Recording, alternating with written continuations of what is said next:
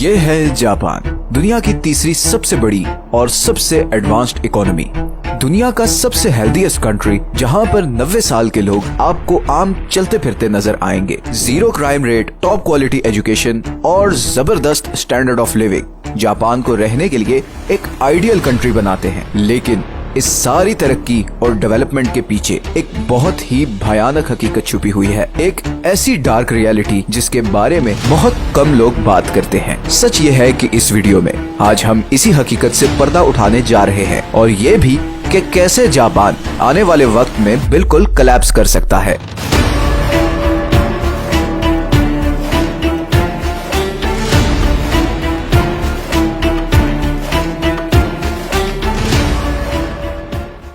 ये बात तो अब काफी लोग भूल चुके होंगे, मगर 1980 में जापान को अगली सुपर पावर समझा जाता था। उस वक्त बहुत आम ख्याल ये था कि जापान बहुत जल्द अमेरिका को रिप्लेस कर देगा और बिल्कुल उसी तरह पूरी दुनिया की इकोनॉमी को कंट्रोल करेगा जैसे आज चाइना कर रहा है। अमेरिका में तो जापान को लेकर काफी परेशानी भी पाई जाती थी, यहाँ तक कि इस पर पूरी मूवीज बनी थी, जैसे कि die hard, rising sun, blade runner वगैरह, जिसमें दिखाया गया था कि कैसे जापानीज कॉर्पोरेशंस पूरे अमेरिका को टेक ओवर कर लेंगी। इस खौफ की बहुत बड़ी वजह थी वो इम्प्रेसिव इकोनॉमिक ग्रोथ जो पिछले कुछ सालों में जापान ने हासिल की थी। उस वक्त जापान का economic system western economic model से काफी बेहतर और स्ट्रॉन्ग समझा जाता था। जापानीज स्टॉक मार्केट्स बूम कर रही थी। जापान की चीजें पूरी दुनिया पे छाई हुई थी, चाहे वो गाड़ी हो, इलेक्ट्रॉनिक्स हो या मेडिकल का सामान। उस वक्त जापान में लोगों को ये पता था कि यूनिवर्सिटी से ग्रेजुएट होते ही उन्हें फौरन नौकरी मिल जाएगी और फिर लाइफ सेट है, क्योंकि जापान में ऑलमोस्ट हर जॉब लाइफ टाइम जॉब होती है। जापान वॉज लिटरली अनस्टॉपेबल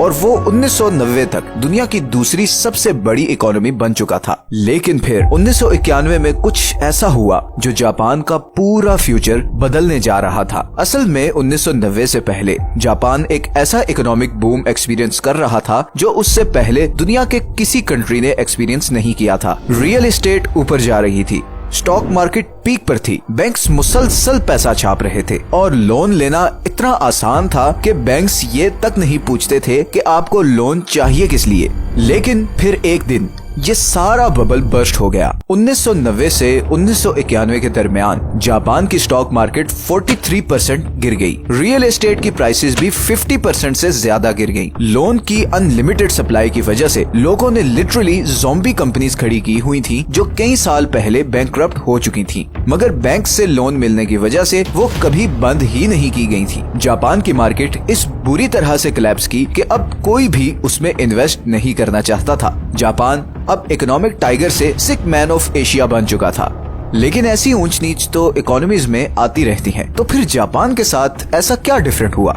असल में जापान के साथ कुछ ऐसा होने जा रहा था जो उसकी एक पूरी जनरेशन को अफेक्ट करने वाला था। इस घटना को समझने के लिए हमें जापान के जॉब कल्चर को समझना पड़ेगा। जापान में आपका कॉर्पोरेट कैरियर शुरू होता है शुशोकु कत्सुडो से। ये एक जॉब हंटिंग प्रोसीजर होता है जिससे हर यूनिवर्सिटी ग्रेजुएट को गुजरना पड़ता है। सारी बड़ी कंपनीज सिर्फ फ्रेश ग्रेजुएट्स को हायर करती हैं और हर कैंडिडेट को बहुत सारे इंटरव्यूज और स्क्रीनिंग प्रोसीजर से गुजरना पड़ता है। इस टफ प्रोसेस को क्लियर करने वाले कैंडिडेट को शुशिन कोयो पॉलिसी के मुताबिक लाइफ टाइम जॉब मिलती है। बेसिकली जापान में आपको जिस कंपनी में जॉब मिल जाए फिर आप सारी जिंदगी उसे छोड़ नहीं सकते। ये कोई लॉ नहीं है, मगर कल्चर इतना स्ट्रॉन्ग बन चुका है कि जॉब स्विचिंग वाले को कोई नौकरी नहीं देता। इसका एक फायदा तो ये होता है कि आपको जॉब सिक्योरिटी मिल जाती है, मतलब आपको टेंशन नहीं होती कि कल आप निकाले जाओगे। मगर दूसरी ही तरफ जॉब मार्केट बहुत रिजिड होती है। आप सारी जिंदगी सिर्फ एक कंपनी के साथ गुजारते हो और वो कंपनी जो भी डिसीजन ले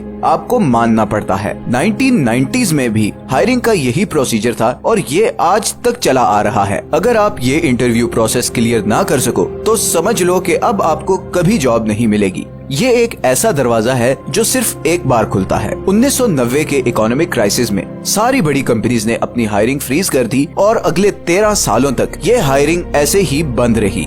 इस पीरियड को जापान एम्प्लॉयमेंट आइस एज भी कहा जाता है। वो लोग जो 1990 में ग्रेजुएट हुए थे उन्हें अगले 13 सालों तक कोई जॉब नहीं मिली और जब 2004 में हायरिंग दोबारा खुली तो वो 30 से 40 साल के हो चुके थे और कोई जापानीज कंपनी उन्हें हायर करना नहीं चाहती थी, क्योंकि वो तो सिर्फ फ्रेश ग्रेजुएट्स को हायर करते हैं। ये एक पूरी जनरेशन थी, तकरीबन 2 करोड़ लोग, जिन्हें the lost generation of Japan भी कहा जाता है। इस लॉस्ट जनरेशन के कुछ लोग तो अब लो पेइंग जॉब्स करते हैं, लेकिन ज्यादातर लोग ऐसे हैं जो अपने पेरेंट्स के साथ रहते हैं और उन पर डिपेंडेंट हैं। मतलब 30 से 40 साल के लाखों लोग जो आज भी अपने पेरेंट्स के पैसों पर गुजारा करते हैं। इनमें से कुछ लोग हिकिकोमोरी हैं, मतलब ये वो लोग हैं जो इस अरसे में इतने ज्यादा डिसअपॉइंट हुए कि उन्होंने अपने आप को सोसाइटी से बिल्कुल कट ऑफ कर लिया। ये सारा दिन घर में रहते हैं, पेरेंट्स के पैसे पर गुजारा करते हैं, ना कोई काम करते हैं और ना ही किसी से कोई कांटेक्ट करते हैं। और यहीं से जापान की दूसरी प्रॉब्लम शुरू होती है। जापान दुनिया के उन चंद कंट्रीज में से है जहाँ के लोगों की उम्रें बहुत लंबी हैं। जापान की 30% आबादी 60 साल से ऊपर है और इसीलिए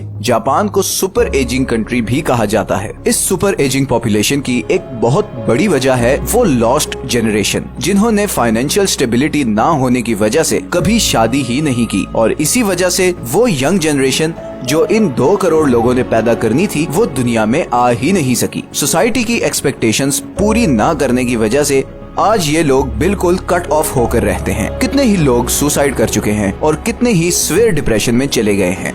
इन लोगों की इस हालत का असर सोसाइटी पर भी है, क्योंकि इन लाखों लोगों को जॉब्स में होना चाहिए था और वो सारा पैसा जो मार्केट में आना चाहिए था वो इन लोगों के ना आने से नहीं आया। जापान की करंट गवर्नमेंट अब इन लोगों को लेकर काफी कंसर्न है और वो कोशिश कर रही है कि किसी तरह इन लोगों को अपने पैरों पर खड़ा कर सके। लेकिन फिलहाल इस सब में जापानीज गवर्नमेंट को कोई खास कामयाबी नहीं मिली और उसकी वजह है वो रिजिड जॉब कल्चर, जिसमें सिर्फ फ्रेश ग्रेजुएट्स को हायर किया जाता है और फिर सारी जिंदगी वो उस कंपनी को छोड़ नहीं सकते। हर साल बहुत से लोग जिनको ग्रेजुएट होने के बाद जॉब नहीं मिलती इस लॉस्ट जनरेशन में शामिल होते जा रहे हैं। अब जापानीज गवर्नमेंट ये मसला हल कर पाएगी या नहीं, और क्या ये लॉस्ट जनरेशन जापान के डाउनफॉल का सबब बनेगी, ये तो आने वाला वक्त ही बताएगा। अगर आपको ये वीडियो अच्छी लगी है तो इसे लाइक और चैनल को सब्सक्राइब जरूर कर दें। ये हैं वो सोर्सेज जहां से हमने इस वीडियो के लिए कंसल्ट किया है। नीचे कमेंट्स में अपनी सजेशंस जरूर दें। मिलते हैं नेक्स्ट वीडियो में। अल्लाह हाफिज।